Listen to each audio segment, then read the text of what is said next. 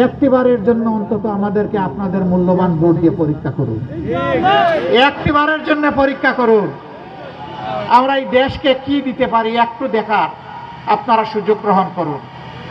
আমি আস্থার সাথে বলতে চাই, যারা আল্লাহকে ভয় করে দেশ চালাবে, আল্লাহর রহমত এই দেশের উপর নেমে আসে।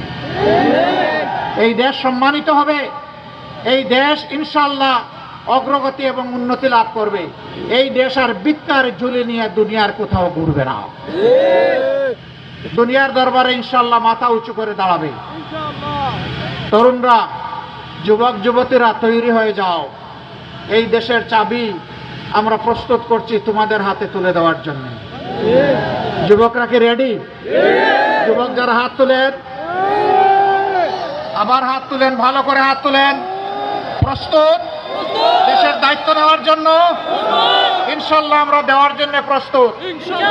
আমরা তারুণ্যের বাংলাদেশ গড়তে চাই, আমরা নতুন বাংলাদেশ গড়তে চাই, আমরা পরিবর্তনের পক্ষে স্লোগান দিতে চাই, আমরা সাফ জানিয়ে দিতে চাই, আমরা ভাঙবো কিন্তু মদ খাবো না, আমরা আর কোনো আধিপত্যবাদ মেনে নেব না। আমি পরিষ্কার বলে দিচ্ছি, বিভিন্ন ধর্মীয় সম্প্রদায়ের ভাই বোনদের উপর যারা অতীতে অত্যাচার করেছেন তাদের দিন শেষ।